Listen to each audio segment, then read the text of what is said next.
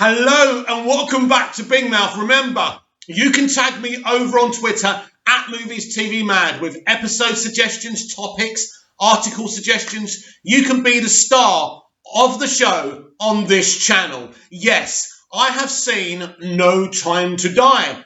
I can't tell you anything about the movie. I'm under an NDA, but I can talk about the Daniel Craig era, and I can tell you my opinion about this era, and it kind of does matter in terms of No Time to Die, because Barbara Broccoli and Michael G. Wilson were put in a position that no one should have to be in, and that's trying to redefine an iconic franchise. This was the first time that these two had to make decisions together.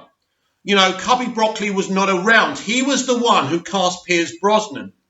Cubby Broccoli understood. Cubby Broccoli and Saltzman understood how to create a franchise and keep it going. Even if they made a couple of duds, they stood by what they did, and they'd always come back swinging after a disaster. So at this time, when they decided to reboot the Bond franchise, which was a huge decision, they decided to cast Daniel Craig. And a lot of people, not me, had this issue about him being blonde. I didn't have this issue. Instead, Roger Moore to defend Craig's casting, and I thought it was a very classy move at the time. Casino Royale is an amazing film because it needed to do what it did. We were now in the era of the Bond franchise, of Kiefer Sutherland's 24, that redefined what an action hero should be. Gritty, realistic, no gadgets, no silliness, something real, something raw, and an arc. What they did with Casino Royale was amazing.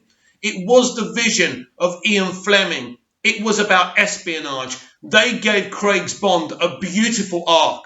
With Vesper Lynd dying at the end of that film, it was there. He had a bigger mission to find out who this organisation are.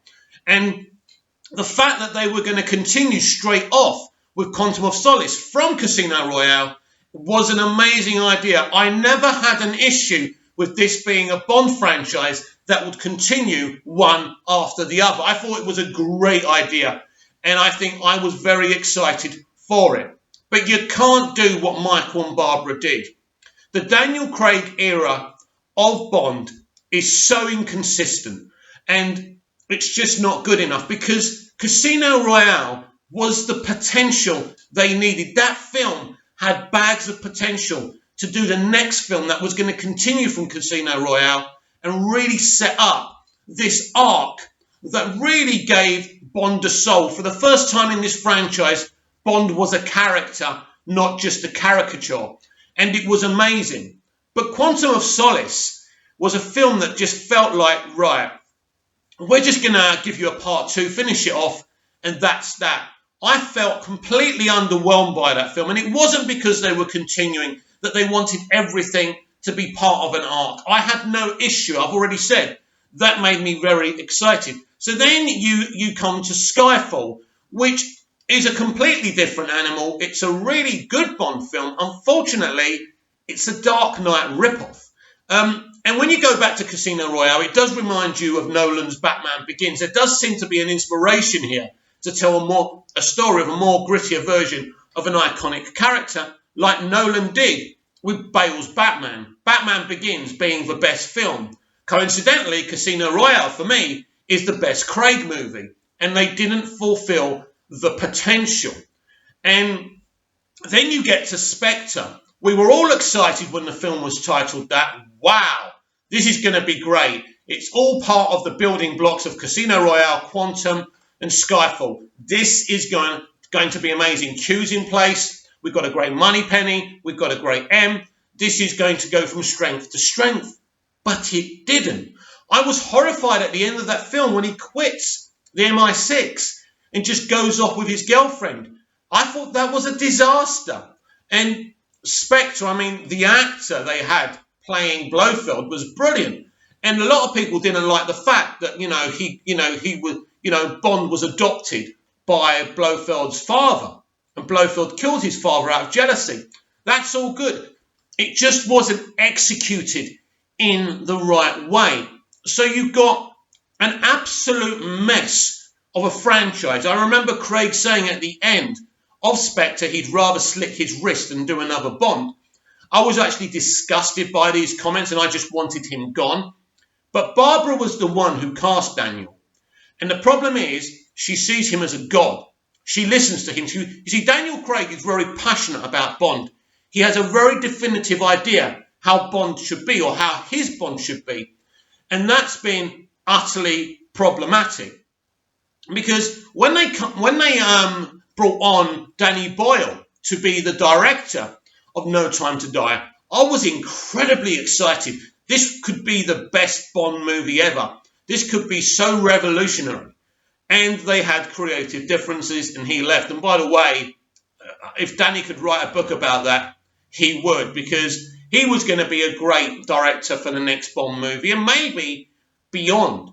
And so you've got this really inconsistent franchise. The first time they've rebooted it, and they've gone along this kind of 24 kind of Bourne franchise thing where each episode builds on the other. A great idea if you get it right. But they didn't get it right. And it became an utter inconsistent mess. A lot of people will think about my attitude towards Skyfall and say, but that's one of the best Bond films. It's a really great film. But for me, it's just a rip-off. It is a rip-off. It's like they're trying to make Bond Batman, and it was ridiculous. You know, looking at the villain in that film, who's played by a wonderful actor, he's pretty much the Joker, isn't he? And so you've got a situation after Skyfall. It's the first, it's made over $1 billion. It's a success. Everybody loves it. And they come back with Spectre. A great title, an exciting title, and then you just look at that film and it's just so underwhelming. It's like they couldn't be bothered. They could be bothered in the great stunt work because Craig's Bond movies are so beautiful to look at in terms of the action, in terms of the zest. It's so vibrant, and there's no question about that. I remember seeing the opening to Casino Royale after the intro, right? And he's running after that guy, and it's so powerful. And you look at how big Craig is and how scary he is, and no villain would want to come up against such a determined, strong brute. This is the Bond from the novels, and it's great. And the limitless potential they created from Casino Royale was amazing. And they ruined it. Because it astounds me, because Barbara and Michael had worked with Cubby and Harry Saltzman for all those years. And it was handed to them. And they did something so amazing with Casino Royale. But it seemed to me they had no clue how to capitalise on what Casino Royale did and what they did with Casino Royale. And so you've got this utter mess of a franchise, this inconsistent franchise that's dying. You've got Cruise in his late 50s making Mission Impossible films, getting it more than these people do, right? One of the proud things about Bond was that, really, Hollywood really didn't know how to capitalise, copy and paste the success of Bond. But now they're going in different directions, and things like Mission Impossible really are working. It really is the modern day Bond if you think about it. And I'm sure eventually that studio will find a way to replace Tom Cruise. I don't think Tom Cruise is going anywhere anytime soon with that. Those films make a lot of money. People love those films like we all used to love Bond. And now, if I talk like someone who hasn't seen No Time to Die, even though I have, then you look at Danny Boyle being replaced. You look at Phoebe Waller-Bridge being brought in, apparently for gags. And then we have the whole situation, the rumours of another 007, a woman of colour. Now, for me, I don't give a shit what colour she is. Nobody else should have had that number. Now, again, I'm not going to confirm or deny if that's the case in this film, as I've already seen it. But this is just a build-up to this film.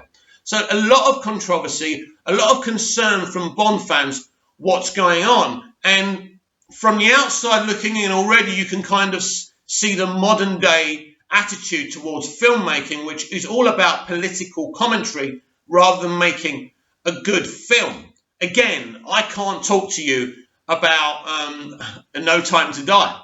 And you know those situations. I was throwing so many hints out over on Twitter. Remember, at Movies TV Mad, if you want to follow me. But we're in a situation right now where most of you don't know what you're going to get with No Time to Die. I would definitely encourage you to go and see it. It's definitely an experience. Some fantastic. The performances are certainly fantastic, and let's just say. So I think. Is it Rami Malek who said that this Bond will shock you? This Bond will shock you. There's no question about that.